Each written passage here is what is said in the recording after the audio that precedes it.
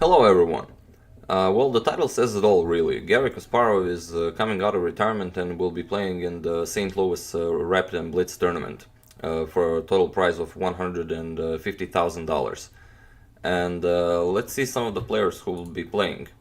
We have Nakamura, Caruana, Aronyan, Karyakin, Anand Nepomniachtchi, and four wild cards: David Navarro, Laquan Liam, Linier Dominguez, and Garry Kasparov. And although Garry Kasparov is a wild card in this tournament, I don't think he will be an outsider. I really think all the players will have an extremely hard game against him. And to prove this theory, Garry Kasparov played a six-game match against Hikaru Nakamura last year in the St. Louis Ultimate Blitz Challenge, and he won 3.5 to 2.5. And there is one game I would like to show you from this event. Garry Kasparov is white and Hikaru Nakamura is black. So the game went e4, e5, knight to f3, knight to c6, and Kasparov goes for the Scotch opening, d4. E takes d4, knight takes d4, and bishop to c5, bishop to e3, queen to f6, and now c3. All standard theory pretty much. Knight g to e7, bishop to c4, and here Hikaru plays knight to e5. And in this position, this light square bishop usually goes to e2. It's pretty useful here, as it pretty much paralyzes this knight on e5, and also it controls this diagonal and really looks out for these light squares. But in here, Garry decided to play bishop to b3. And this is a very interesting game, I think, especially because it's a Scotch opening. And in the World Championship match between Kasparov and Karpov in 1990, that was played in Lyon, Garry Kasparov intensively prepared one specific opening, and that opening is the Scotch. So I don't know if Hikaru knew this. He probably did, but as you can see, Garry can still play with the best. So queen to g6, eyeing that g2 pawn, white castles, and now d5. I think another game they played in the Scotch that Kasparov also won, Hikaru tried d6, but here he goes for the very aggressive d5. And it's a very aggressive move, as it prepares this bishop h3 move.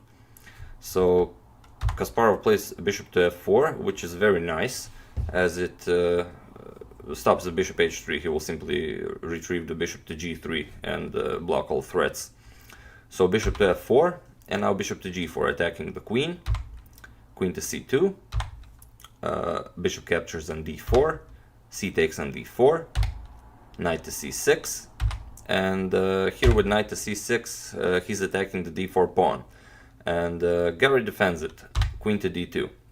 And here he was expecting something like castle, or maybe, I don't know, improving, some sort of an improvement, but Nakamura plays a very shocking move and plays queen takes on e4. And Kasparov was really stunned here, and he didn't really know what was going on. Because this allows this next move, f3, winning the bishop. And I don't know, maybe this was some sort of Hikaru's preparation for a blitz game, or maybe he just didn't want to lose any more time, so he played this. Well, either way. Bishop to f3, g takes f3, and queen takes on d4. Kasparov happily trades queens, queen takes on d4, knight takes on d4. And here Hikaru has 3 pawns for the piece, but Kasparov quickly grabs the c7 pawn. So we have king to d7, bishop goes to g3, and now the position is only 2 pawns for the piece. And Nakamura captures this bishop, so knight captures on g3, a takes on b3, and so now we have 2 pawns for the piece and doubled pawns on the b file. So it's a blitz game, 5 minutes per player, and I think Hikaru was feeling pretty comfortable in this position. And maybe he thought that Kasparov is out of his game, so maybe he can do something about this. Knight to f5, attacking the bishop.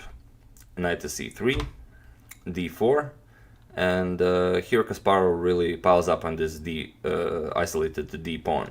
Plays rook f to d1, pinning the king.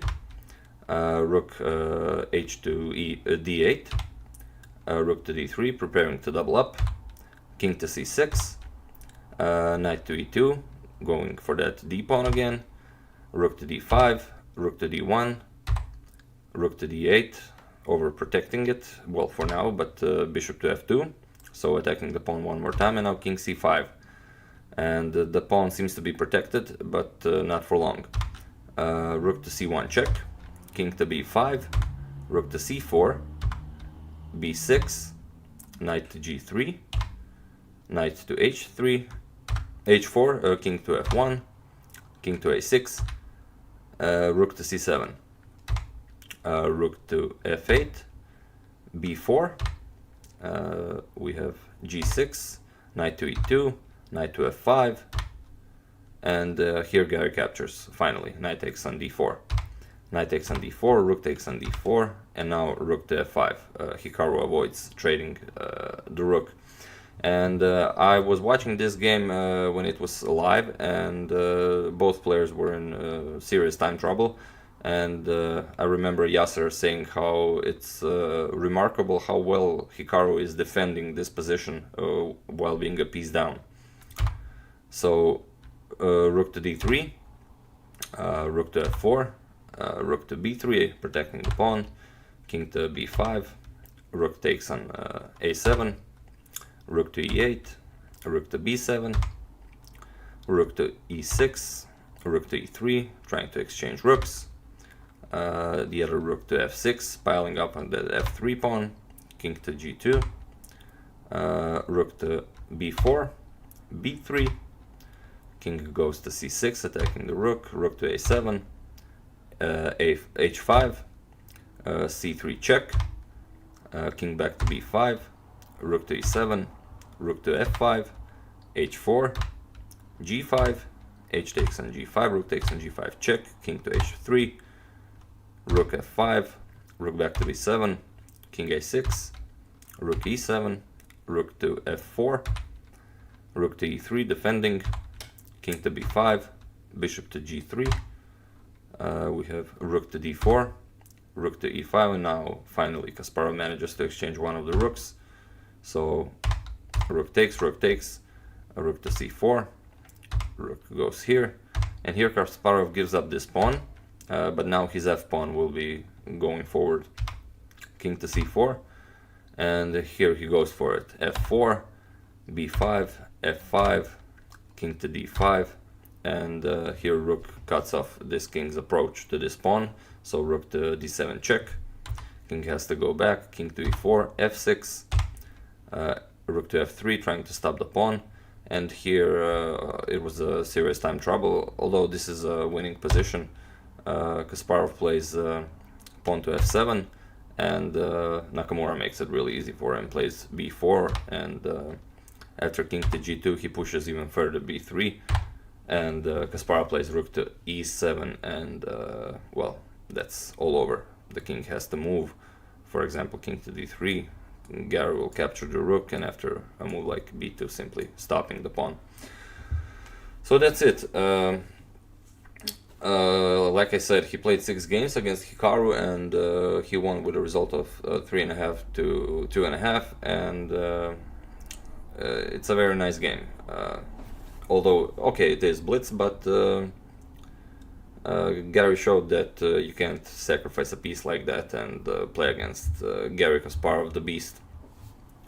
So yeah, this event will be played in August, I think, from 2nd to 19th of August, and yeah, I'm really looking forward to it. And well, you know, Gary's always playing for the win, always like Magnus going for that first place, and I think it will be a great event.